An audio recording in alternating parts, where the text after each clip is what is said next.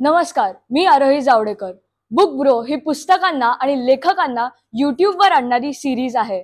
आतापर्यंत या सिरीजमध्ये अनेक मान्यवरांनी भाग घेतला आहे, जसं की अरुणा ढेरे, प्रतिभा रानडे, वैभव जोशी, अच्युत गोडबोले, राधा मंगेशकर, मंगला गोडबोले, वीणा देव यांच्यासारखे मोठे लेखक आणि कवी, आरती अंकलीकर व पंडित सत्यशील देशपांडे यांच्यासारखे गायकही. ही सिरीज डॉक्टर आशुतोष जावडेकर यांनी सुरू केली आहे, ज्यांचे आतापर्यंत 90 एपिसोड झालेले आहेत. बुकब्रो मध्ये अनेक पुस्तकांवर एपिसोड्स आहेत.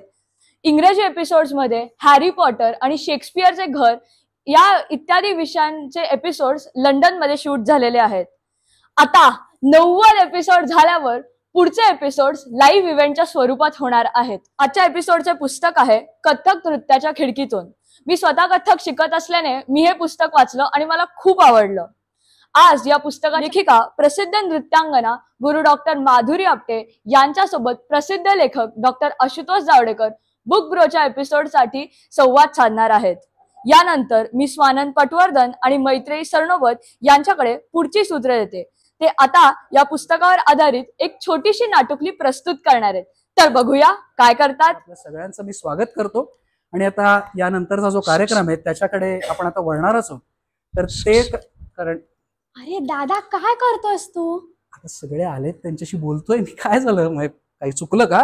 रे नेहमी सारखं नमस्कार सुस्वागतम धन्यवाद हे काय करतोय?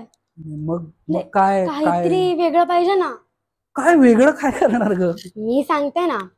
तुला माहितीये का, भारतीय नृत्य नाट्य संगीत आपल्याकडे समृद्ध परंपरा आहे. बर, त्यामध्ये 9 शास्त्रीय नृत्य प्रकार सुद्धा आहेत. अच्छा, कुठले कुठले ग? भरतनाट्यम, मोहिनीअट्टम, कुचिपुडी, मणिपुरी, छाऊ, ओडिसी, सत्रिय, कथकली आणि कथक. अरे वा. आणि ह्याच्यातलाच उत्तर भारतीय नृत्य प्रकार म्हणजेच कथक. अच्छा, अगं पण सावनी मला एक सांग, कथक म्हणजे नेमकं काय? तुला माहिती नाही? नाही का, मला नाही माहिती. मी सांगते ना. सांग. कथक म्हणजे सोप्या भाषेत सांगितलं गेलं तर गोष्ट सांगणं. अच्छा, म्हणजे जे तू आता मला करतेस तसं का? हो. अच्छा, मी तुला जसं मगाशी सांगितलं तसं कथकला सुद्धा ना मोठी परंपरा आहे. बर. त्यामध्ये आम्ही सगळ्यात पहिले वंदना करतो, मग ताल प्रस्तुती असते आणि अभिनय सुद्धा असतो. अरे वा, मस्त. हे ऐक ना, ताईने मला ना काल गणपती बाप्पाचं कवित्त शिकवलंय. थांब मी तुला ऐकवते. ऐक ना. गम गम गणपती गज मुख मंगल गिट गिड गिट गिट थुंग थुंग तत तत थे जय जगवंदन वक्रतुंड दानी दाता कृत विघ्न हरण शुभ करण धागे धागे धुमकी थुडंग ददी गण थई थुडंग ददी गण थई थुडंग ददी गण थई. वाह, क्या बात आहे. मस्त मस्त मस्त. आवडलं ना तुला? हो मग मस्तच आहे. थांब मी तुला शिकवते.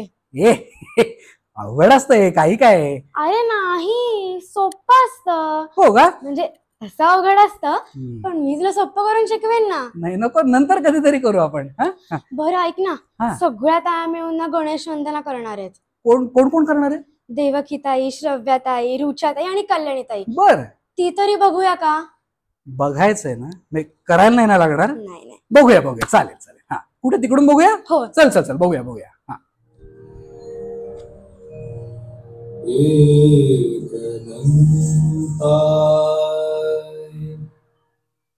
विद्महे वक्रतुंडाय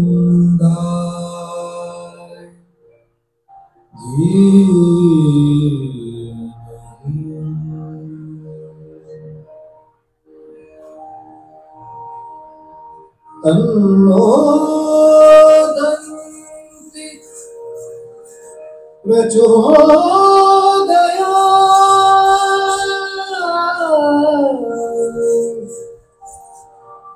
तन्नो दन्ति प्रचोदयात्.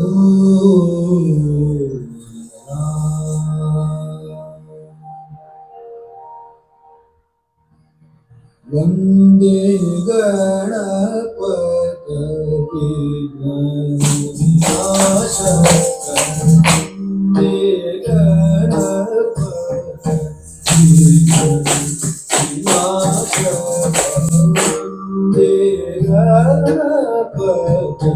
एकदंत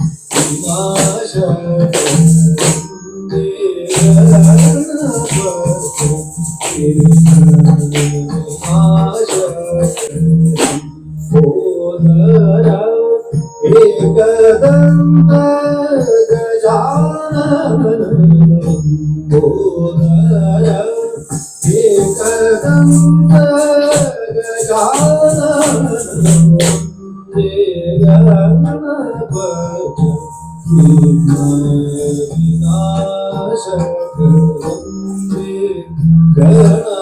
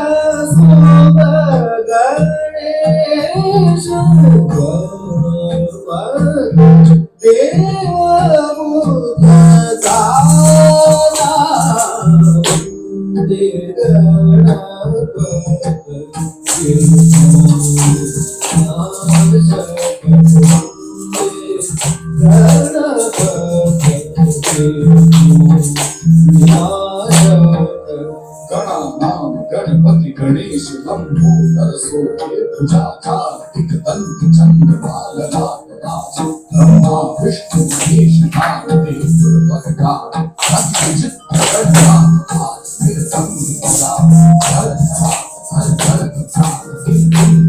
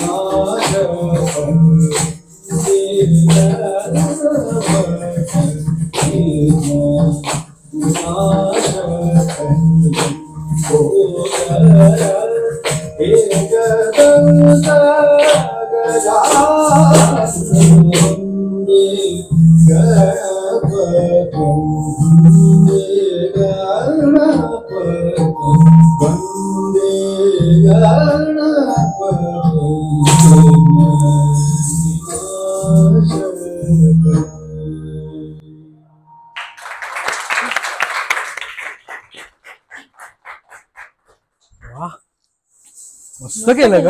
हो छान छान छान.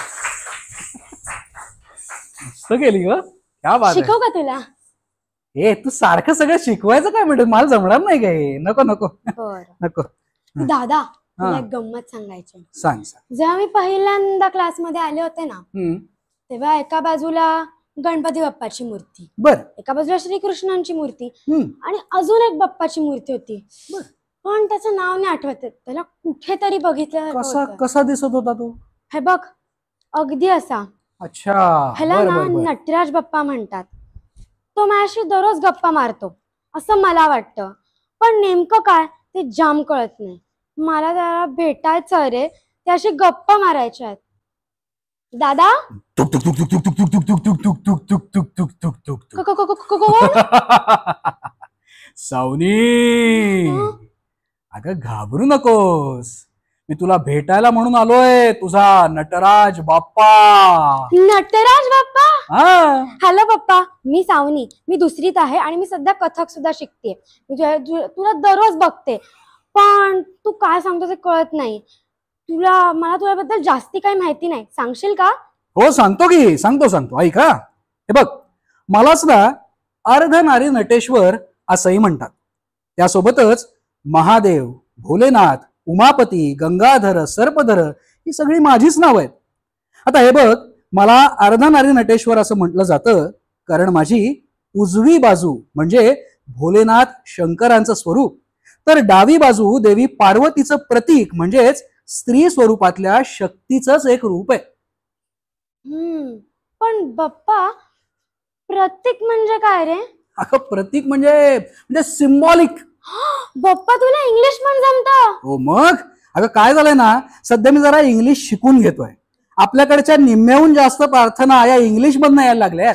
मग त्यांची मागणीच जर मला कळली नाही तर पूर्ण कशी करणार ना, म्हणून म्हटलं इंग्लिश शिकून घ्यावं. बापरे, बाप्पा बनणं पण किती अवघड असतं. हो खरंच आहे. तुला माहितीये का सावनी, माझ्यातल्या शिवशंकराच्या रूपातल्या आक्रमक म्हणजेच अग्रेसिव्ह नृत्याला तांडव नृत्य म्हणतात, तर देवी पार्वतीच्या सुकुमार म्हणजेच डेलिकेट नृत्याला लास्य म्हणतात. कोणत्याही नृत्यामध्ये लास्य तांडवाचा समतोल असावा लागतो. पुरुषानं स्त्रीकडून मृदुता शिकायची, तर स्त्रीनी पुरुषाकडून कठोर व्हायला शिकायचं. हो बाप्पा, माझी आई सुद्धा ना एकदम अशीच आहे, फणसासारखी. बाहेरून कठोर पण आतून गऱ्यांसारखी गोड. त्यावेळी मला ना शिस्त लागून ती खूप कठोर होते, पण माझी काळजी घेताना मऊ होऊन जाते.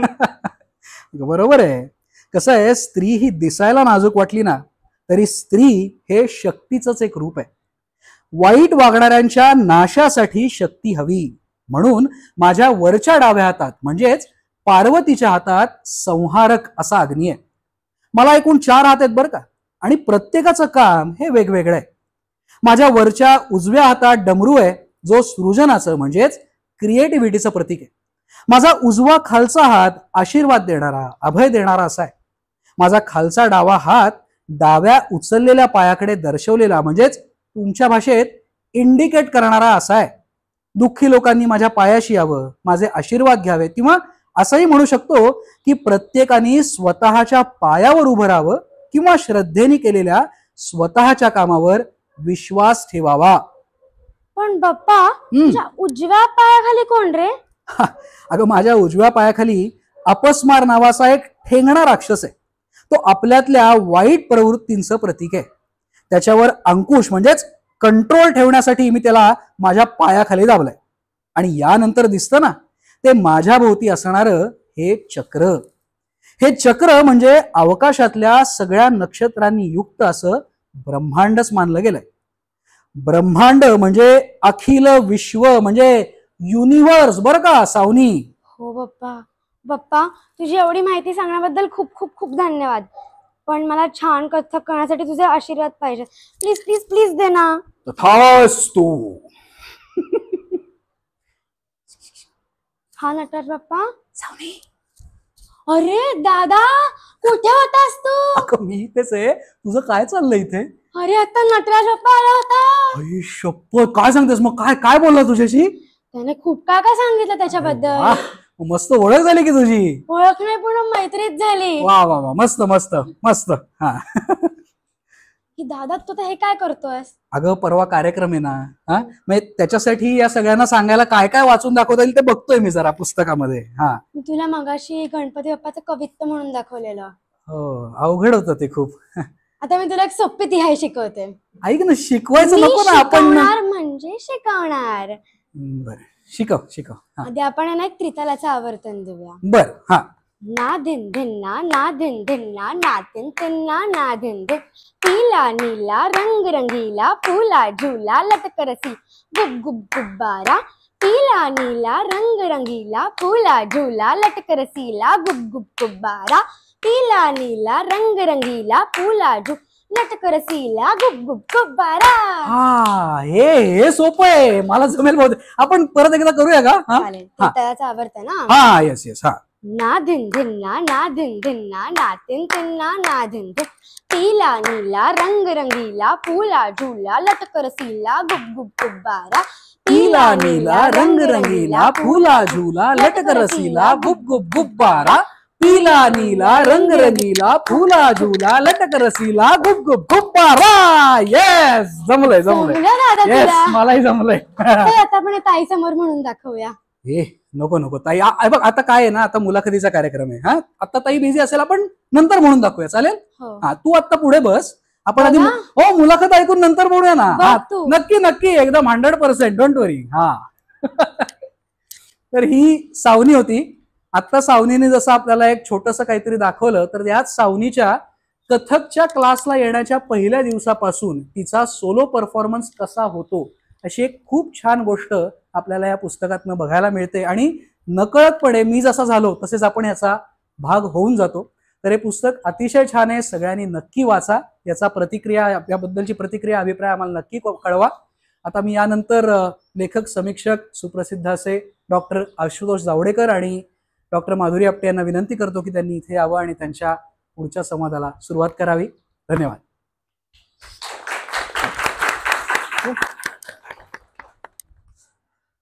नमस्कार, मी डॉक्टर आशुतोष जावडेकर बुकब्रोच्या या नव्या ताज्या एपिसोडमध्ये तुमचं स्वागत करतोय. पण आजचा हा एपिसोड आपला नेहमीसारखा असतो तसा नाहीये. तुम्ही अनेक एपिसोड यापूर्वी पाहिलेत, तिथे मी असतो, माझ्याबरोबर लेखक असतो, तुम्हाला इथे दिसतायत या मॅडम, या कोणतरी लेखिका आहेत हे तुम्हाला कळतंय. पण हा एपिसोड तसा नाहीये. हा एपिसोड लाईव्ह इव्हेंट चालू आहे. आमच्या समोर प्रेक्षक बसलेत, त्यांच्या उत्स्फूर्त प्रतिक्रियाही आता तुम्हाला मध्ये मध्ये बघायला मिळणार आहेत. नंतर त्यांनी काही प्रश्न विचारले तर तेही आपण सगळे या एपिसोडमध्ये घेणार आहोत. त्यामुळे हा एक वेगळा प्रयोग 90 एपिसोड झाल्यानंतर 100व्या एपिसोडपर्यंत जाईपर्यंत आता आज आम्ही जो योजलाय त्यातलं हे पहिलं पाऊल. आणि ते ज्या लेखिकेमुळे, जी सुप्रसिद्ध नृत्यांगना आणि माझी शाळा मैत्रीण असलेली आमची डॉक्टर माधुरी आपटे, हिच्यामुळे हे शक्य झालंय. सगळ्यात पहिल्यांदा बुकब्रो तर्फे डॉक्टर माधुरी आपटे यांना मनापासून धन्यवाद की त्यांच्यामुळे हा सगळा आज खरं तर घाट जुळून आलाय. मला फार अवघड आहे तुला अहो जाओ करत बोलणं, त्यामुळे मी एकेरीत बोलणार आणि तूही मला बोलच. म्हणजे पण त्या अहो जाओ म्हणावं हे जे असतं त्याच्या मागे जे एक कारण असतं ते सर्वार्थानं खरं करणारं हे व्यक्तिमत्व आहे. अगदी थोडक्यात ओळख करून देतो. मुळात डॉक्टर माधुरी आपटे, जसं डॉक्टर हे नाव आहे तर त्या माझ्यासारख्या डॉक्टर नाही आहेत, त्या कथ्थक मधल्या, नृत्यामधल्या PhD. आणि मला वाटतं की तुम्ही बघितलं असेल तर नृत्यामध्ये विद्या वाचस्पती होणं हे काही सर्रास दिसणारी घटना नाही. त्यामुळे ते त्यांचं एका पद्धतीने अकादमीय यश तर आहेच आहे, पण मुळात कलाकार म्हणून त्यांनी देशात परदेशात, मग ते फ्रान्स असेल, अजून कुठले देश असतील, सगळीकडे त्यांनी अनेक कार्यक्रम त्या आणि त्यांच्या शिष्या यांच्या समवेत सगळे सादर केलेत. आणि खूप शिष्य त्यांचे आहेत, म्हणजे शिष्य आहेत. आपण जेंडर बायस ठेवायला नको नृत्य असलं तरी, म्हणून खरं शिष्य. तर त्यांना किती त्यांच्याविषयी आत्मीयता वाटते हे मी इथे आल्यापासून मगासपासून बघतोय. मगाशी तुम्ही आता या कार्यक्रमाच्या इथे वंदना बघितलीत आणि एक छोटा संवाद बघितला, त्यातनंही तुम्हाला एक थोडक्यात चुणूक लागली असेल की कुठले आता व्हाईब्स नक्की आहेत. तर माधुरी, तुझं पहिल्यांदा बुकब्रोमध्ये खूप स्वागत. आज माझा आवाज बसलेला आहे कारण 2 दिवस मला बरं नव्हतं. तुला माहितीये काल मला ताप होता, त्यामुळे आधीच आपण पुण्यातले, त्यात आवाज बसलेला, तर तो खडूस वाटला तरी तू प्रश्न खडूस नाहीये हे समजून घे, तुम्ही समजून घ्या. आणि थेट पहिल्या प्रश्नाकडे येतो. कथ्थक नृत्याच्या खिडकीतून हे एक अतिशय सुंदर पुस्तक तू लिहिलंस. हे तुला पुस्तक लिहावंसं असं मुळात का वाटलं? सगळ्यात पहिल्यांदा नमस्कार आशुतोष, तुझे खूप खूप आभार. या बुकब्रोच्या तुझ्या सगळ्या यज्ञामध्ये मला माझी एक संविधा इथे वाहता येते. आणि कथक नृत्याच्या खिडकीतून या निमित्ताने मला कथक नृत्यावर, कलेवर थोडंसं भाष्य करण्याची एक संधी मिळते. आता तुझा पहिला प्रश्न, हे पुस्तक का लिहावं असं वाटलं? याच्या मागे मला असं वाटतं की 30 वर्ष मी कथक नृत्य आता शिकतेय आणि या सगळ्याचा हा अर्क आहे. जेव्हापासून मी नृत्य शिकायला लागले तेव्हाचा काळ आणि आताचा काळ याच्यामध्ये खूप फरक आहे. तेव्हा थोडासा काळ सोपा होता असं मी म्हणेन, कारण आईबाबांनी सांगितलेलं पटकन ऐकून टाकायचं, शिक्षकांनी सांगितलेलं पटकन ऐकून टाकायचं, की आपल्याला जे येईल ते त्या लेवलपर्यंतच आपण पोचत होतो. पण आताची मुलं खूप हुशार आहेत. त्यांना खूप एक्सपोजर आहे, त्यांच्यापर्यंत खूप गोष्टी पोचत आहेत. त्यामुळे असं वाटतं की आपण त्यांना 2 गोष्टी देतो आणि 4 गोष्टी घेऊन ते आपल्यासमोर येत असतात. त्यामुळे आपल्याला अपेक्षित असण्यापेक्षा ते थोडेसे 2 लेवल वरचे असतात. त्यामुळे याची एक चांगली बाजू आहे आणि एक असं भीतीदायक बाजू पण आहे की कधी कधी आपल्याला जे पोचवायचं ते मधल्यामध्ये राहून जातं.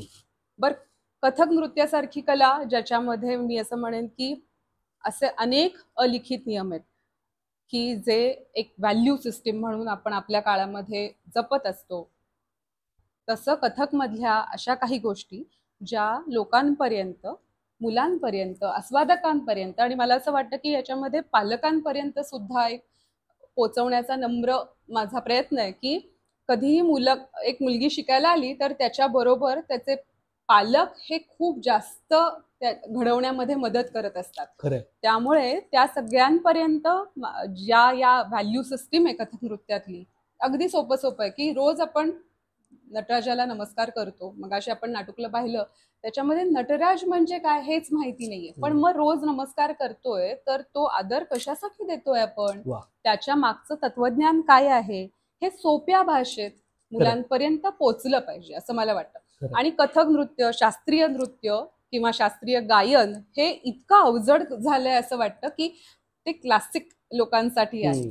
सो लहान मुलांनी किंवा सामान्य रसिकांनी त्याच्यापर्यंत हात घालायला त्यांना बाऊ वाटतो. सो मला असं वाटतं की त्यांच्यापर्यंत ते तितकं अवजड न राहता ती व्हॅल्यू सिस्टीम सोप्या साध्या शब्दात मुलांपर्यंत पोहोचली तर त्यातली अभिजातता टिकायला मदत होईल. क्या बात है, साधं सरळ एक क्या बात है. आणि खरं सांगतो माधुरी, हे सगळं इतकं दुर्मिळ आहे कारण मी गातो देखील आणि लिहितो देखील. बरोबर. आणि दातही काढतो, ते माहिती आहे सगळ्यांना. पण मूळ मुद्दा असा की 2-3 क्षेत्रात काम केल्याचा एक फायदा असतो की थोडं तटस्थपणे बघता येतं. तर मला असं नेहमी वाटतं की जेव्हा विशेषतः दुसऱ्या कलेतले लोक लेखन कलेकडे येतात तर तेव्हा अनेकदा पोच घेतली जाते, अनेकदा आपली कला ही किती खूप वरच्या उच्च दर्जावर आहे हे सांगण्यासाठी अवघड शब्दांचा भडीमार केला जातो. म्हणजे एक मी दुर्दैवाने नाव नाही सांगत, पण मी एका गायकाचं पुस्तक वाचलेलं तर मला असं वाटलं की डिक्शनरी जुनी मराठी काढून जुने मराठी सगळे शब्द पेरलेत का काय, इतकं अवघड वाटतं. या सगळ्या तुलनेमध्ये जेव्हा कथक नृत्याच्या खिडकीमध्ये आपण येतो आणि त्या खिडकीतून जेव्हा आपण बघतो तेव्हा छोटे छोटे काही साधे प्रसंग आहेत. मला आता आठवतं याच्यातले की ती सावनी ही मूळ मुलगी आहे आणि ती सावनी असते घरात. आणि आता सांगायचंय का या प्रकरणात लेखिकेला लयतत्व, म्हणजे आता इथे जे तुम्ही शिष्य आहात तुम्हाला तर माहिती आहे सगळं, पण समजा हे पुस्तक असं एखादा माणूस वाचतोय की ज्याला लय ताल माहीतच नाही, जो मुलगा आहे जो डान्स करत नाही, तो फुटबॉल प्लेअर आहे. पण गंमत अशी असते की लय ही सगळ्यात असते, लय ही बॉक्सिंग मध्येही लागते. लय तत्वाला ओलांडून कधीही कोणीही जाऊ शकलेलं नाही कुठे. त्यामुळे ते लय तत्व किती पॉवरफुली आणि साध्या भाषेत माधुरींनी समजावलंय की ती म्हणते की भाकरी तिला भूक लागलेली असते तर खमंग वर्णन केली आहे. तुझी ही जी सावनी आहे ती वृषभ राशीची असणार, इतकी फुडी लवर आहे ते, हे मी सांगतो तुला, कारण ती इतकं जोरदार वर्णन. हा तेच, त्याच्यामुळे ती वृषभ राशीचीच असणार. आणि त्याच्यानंतर ती भाकरी आई तिला म्हणते मला हे दे खायला ते दे, आणि आई भाकरी थापायला घेते. तर तो जो आवाज येतो थप थप थप थप, तर तिथून माधुरीने उचललाय तो प्रसंग की तो जो थप थप थप थप आवाज येतोय तिथे लय, आणि त्या लयीला मग गणितात जेव्हा तुम्ही सामावता एका विशिष्ट, तेव्हा त्याचा ताल तयार होतो. म्हणजे हे मी पुढचं अगदी मला तंतोतंत शब्द आठवणार नाही, पण या पद्धतीचं इतक्या साध्या दैनंदिन उदाहरणातनं लय तत्व शिकवलेलं मी आजतागत कुठल्याही पुस्तकात वाचलं नाही. क्या बात आहे. म्हणजे पण जोरदार टाळ्या वाजवूया आधी माधुरीसाठी. मला वाटतं त्याच्या मागे विचार असा होता माझा की सगळ्याच या संकल्पना इतक्या अवजड करून शिकवल्या तर त्या मुलींपर्यंत पोहोचला. बापरे लयीत करायचंय, तर लय ही आपल्या आत आहे. आपले हृदयाचे ठोके आपण म्हणतो की लयीत चालतात. निसर्गाकडनं आपण लय घेतो तर प्रत्येक ठिकाणी सूर्योदय सूर्यास्त असो, समुद्र असो, लाटा असो, त्याच्या सगळीकडे लय दिसते. रांगोळी घरात काढलेली असते त्याच्या ठिकाणांमधलं अंतर सेम आहे म्हणजे लय आहे, अक्षर वळणदार आहे म्हणजे लय आहे, असं जेव्हा आपण म्हणतो तेव्हा ती लय आपण जगत असतो. सो लयीत करा हे अजून वेगळं सांगण्याची गरज नाही. या सावनीवरनं मगाशी आधी मुळात जी छोटी सावनी होती मैत्री सरनोबत, कुठे आहे मैत्री? ये इकडे एक मिनिट जरा, तुझं आपण पुन्हा एकदा सगळ्यांसमोर छान Yes. कौतुक करूया. मला असं स्वतःला वाटलं, ये इथे आमच्या इथे Yes. 2 मिनिटं उभी राहा किंवा बस. बस. मैत्री सरनोबत आणि स्वप्नील पटवर्धन दादा होता, तो दिसत नाही. स्वानंद पटवर्धन. सॉरी, स्वानंद पटवर्धन. एक मिनिट स्वानंद, तुम्हालाही जरा आमंत्रित करतो इथे. मला दोघांचं असं मुद्दाम आपल्या बुकब्रोच्या सगळ्या दर्शकांना सांगावं असं वाटतंय की त्यांनी आता जे तुमच्या समोर सादर केलं, तर ते सादर करताना त्यांचं स्पिरिट इतकं खरं होतं. आणि विशेषतः मलाही हा जो उद्या कोणी, मी अभिनेता नाही पण मला हा रोल दिला की माझ्या मागे एक लागणारी मुलगी जी मला ताल शिकवतीये, तर मला फार अवघड आहे तो रोल. तो तू चांगला गेलास. आणि मैत्री, तू सावनी पूर्ण झालीस, म्हणजे तुझं पूर्ण अभिनंदन. तू पुढच्या वेळी तुला जे आवडतं फूड त्याचा एक सीन ऍड करून घे लय तत्वाच्या ह्याच्यासाठी, एवढं सांगतो. तुम्हाला दोघांचेही आभार मानतो आणि आमचा पुढचा संवाद सुरू करतो सगळ्या. येस, यावरनं माधुरी मला तुला प्रश्न विचारू दे. ही सावनी मुळात घ्यावी, एक फिक्शनल नॅरेटिव्ह घ्यावं आणि हे पुस्तक लिहावं असं तुला का वाटलं? तू तर एखादं माहितीचं पुस्तकही लिहू शकली असतेस, म्हणजे साध्या भाषेतच, तरी बरोबर. का वाटलं? मुळामध्ये मला असं वाटतं की कुठेतरी साहित्याचे संस्कार आहेत. आणि इरा लहान असताना, म्हणजे माझी मुलगी लहान असल्यापासून तिच्यासाठी वेगवेगळी पुस्तकं मी शोधत असते, ज्याच्यामध्ये माधुरीताई पुरंदरे किंवा संगीता बर्वेजी या सगळ्यांची पुस्तकं तिच्या समोर वाचताना मला कायम असं वाटायचं की हे किती सोपं आहे, म्हणजे हे संस्कार आहेत. जेव्हा मी वाचतेय तेव्हा मला वेगळं काहीच करावं लागत नाही. अशा पद्धतीने गोष्टीच्या स्वरूपात जेव्हा आपण मुलांना एखादी गोष्ट, म्हणजे एखादी संकल्पना किंवा आपलं तत्व किंवा व्हॅल्यू सिस्टम, नीतिमत्ता पोचवतो, तेव्हा ती पटते त्यांना. आणि ती नुसतीच पटत नाही, ती रुजते. त्यांच्या वागण्या बोलण्यामध्ये ती लगेच दिसायला लागते. आणि माझा क्लासचा पहिला दिवस, तोही मला अजूनही आठवतो. आणि माझ्या मुलींबरोबर आत्ता मी क्लास घेताना मला अक्षरशः डोळ्यात पाणी येतं की मुलींना कसं काय पहिला दिवस आठवतो. तर एक मुलगी रुचिता म्हणून माझी स्टुडंट आहे, ती मला म्हणाली की ताई, मला आठवत आहे की पहिल्या दिवशी मी आले तर मी जरा लहान होते, तर मला तू सुरू नाही केलंस, पण तू माझ्या खांद्यावर हात ठेवून मुलींना शिकवत होतीस. तर तो स्पर्श तिला आठवतो. तर मला असं वाटतं की या ज्या कलेतल्या तत्वांना हात लावताना त्याला रोजच्या आयुष्यामध्ये आपण जे जगतो, म्हणजे रेषा असो, स्पर्श असो, नंतर संगीत असो, ज्याच्यामुळे आपल्याही नकळत आपल्यावर संस्कार होतात, त्या अशा काही तत्वांना गोष्ट स्वरूपात लोकांपर्यंत, मुलांपर्यंत मांडलं तर कदाचित त्याचा एक वेगळा परिणाम होईल. असं दुहेरी एक ते रसायन जमून आलं असं मला वाटतं. आणि मुलींसमोर अगदी फ्रँकली मी सांगते की 1-2 गोष्टी पहिल्या मी लिहिल्या आणि मुलींना बसवलं आणि म्हटलं, ऐका आता कसं वाटतंय ते सांगा. कारण कधी कधी ते पण आपले गुरुच असतात ना, त्यांच्याकडनं किती नवीन गोष्टी मी रोज घेत असते की अरे हो थँक्यू, आज मला हे शिकवलंस. तर तसं त्या पद्धतीने त्यांच्यासमोर त्या गोष्टी वाचल्यावर त्या मुली इतक्या त्याच्यामध्ये इन्व्हॉल्व्ह झाल्या होत्या की संपूच नाहीये हे सेशन, असं एक वेगळं वातावरण निर्माण झालं होतं. आणि आय थिंक त्यातनं ते गोष्ट स्वरूपात, सावनीच्या स्वरूपात पुढे आलं. आणि असं मला वाटलं की एक नागरिक म्हणूनही ज्या काही आजच्या आयुष्यात घडायला पाहिजेत अशा गोष्टी आहेत की आपण म्हणूयात की रस्त्यावरनं आपण जातोय तर कचरा पडलाय, तर तो असा नाही टाकायला पाहिजे कोणी. तर या आम्ही क्लासमध्ये बोलताना असं मुद्दामून नाही सांगितलं जात ना, आपण मुलांना आपल्या आचरणातून दाखवत असतो. मला असं वाटतं की एकदा आम्ही असं जाताना एक मुलगी मला घेऊन जात होती टू व्हीलरवर. एका मुलीने रिक्षातनं असं वेफर्सची पाकिटं टाकली, तर हिने ताई मी आलेच असं करून त्या मुलीला रिक्षात परत देऊन आली. ती जाऊन सिग्नलवरच्या लोकांनी टाळ्या वाजवल्या, इतक्या लेवलला ते गेलं. तर या मुलींबरोबर राहताना मी ह्या कथा जगत होते असं मला वाटतं. त्यामुळे त्या अशा अपसूक नैसर्गिकपणे बाहेर आल्या. क्या बात. आता तू जो खरं तर उल्लेख करत होतीस तो संस्काराचा उल्लेख करत होतीस, म्हणजे जे ती मूलतः जे पर्स्पेक्टिव्ह ज्याला आपण म्हणतो, परिप्रेक्ष्य म्हणतो, ते संस्काराचं होतं. या पुस्तकामध्ये एक अजून प्रसंग आहे आणि तोही मला आवडला होता की ती मुलगी असते, ती पहिल्यांदा घुंगरू मला आता इथे सगळ्यांच्या माना एकदम हल्ल्या आणि मला तुमचं नीट सगळं समजू शकतं, कारण माझी लेक आरोही मगाशी जिने इथे इंट्रोड्यूस केलेलं, तर ती कथ्थक शिकते आमच्या इथे. आता ती 5वी परीक्षा देईल. त्याच्यामुळे मला आठवतंय की पहिल्यांदा जेव्हा आरोहीने अगदी आता माझे घुंगरू अजून काय, ती प्रत्येक टप्प्यावर वाढत जातात ना तुमचे घुंगरू, तर ती एक्साइटमेंट, टेन्शन हे आतापर्यंत मी अनुभवतोय.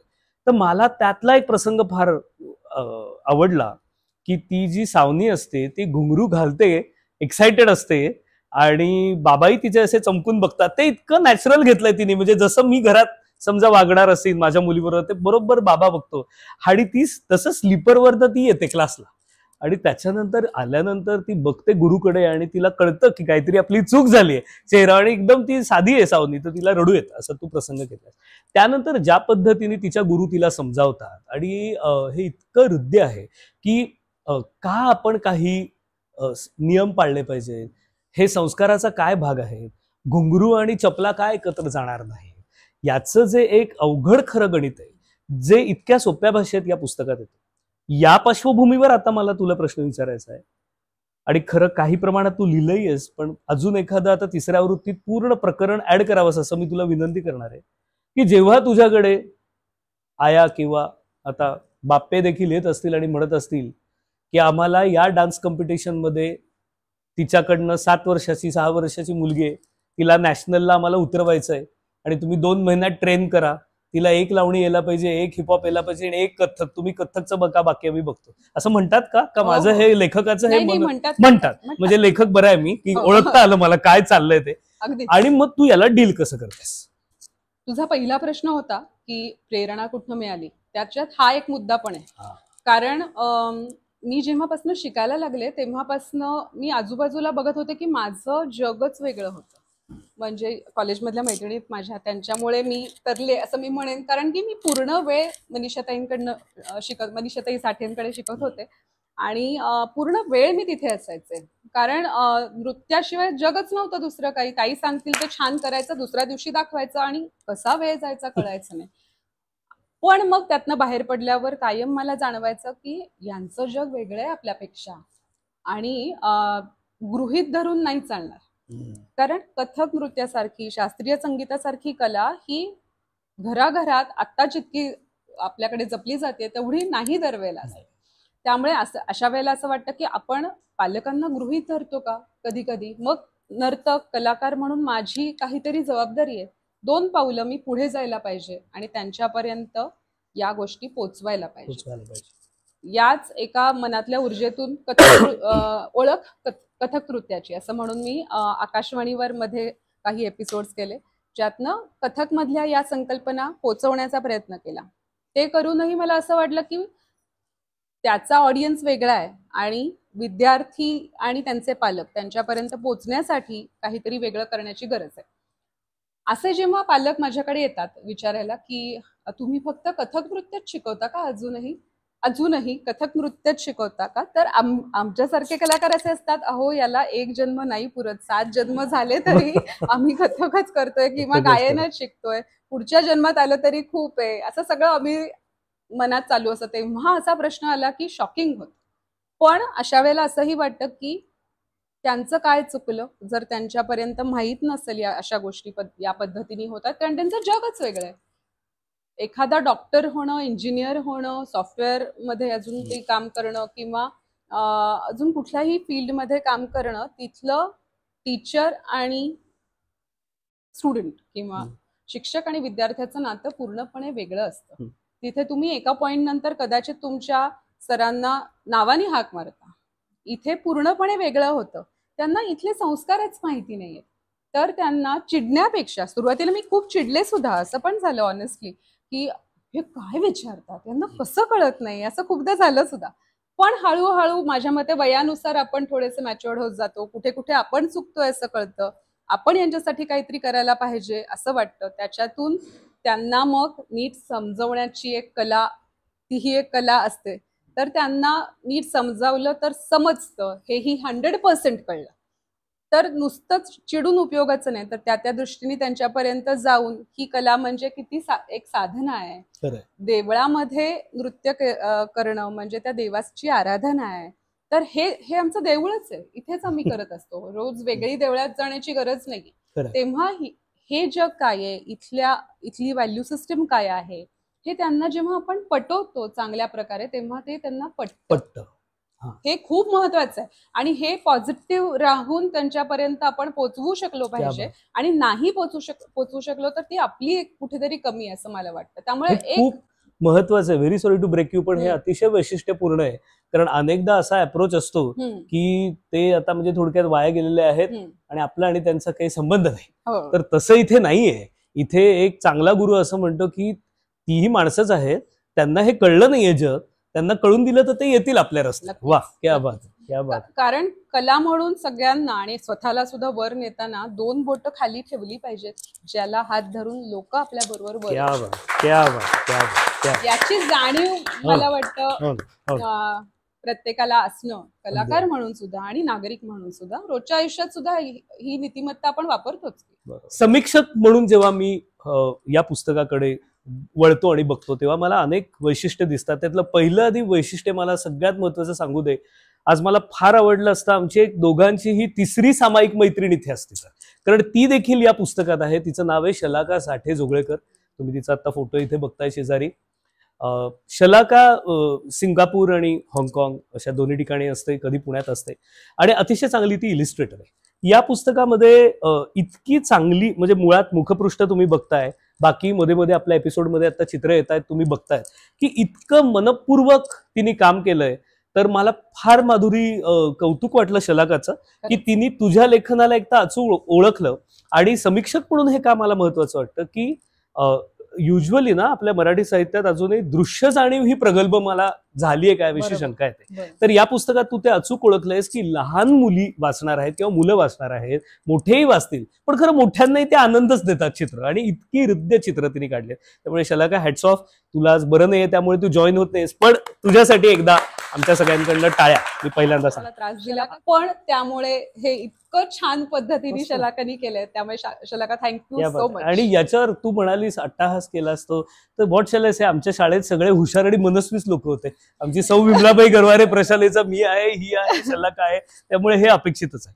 तर ते एक पहिलं. दुसरं निरीक्षण आणि प्रश्नही छोटा. भाषा शैली यातली तुझी जाणीवपूर्वक तू नोटही लिहिली आहेस की मिंग्लिश मी मुद्दाम येऊ दिलाय, कारण तरुण पिढी आहे आत्ताची आहे, त्यांना समजेल अशा एका ज्याला आपण कलोक्युअल लँग्वेज गेम म्हणतो असा तिथे खरं तर केलाय. तर तू म्हणजे नक्की हे जाणीवपूर्वक केलंस का, आधी वेगळं लिहिलंस पुन्हा खोडून वेगळं लिहिलंस, कसं केलंस सांग.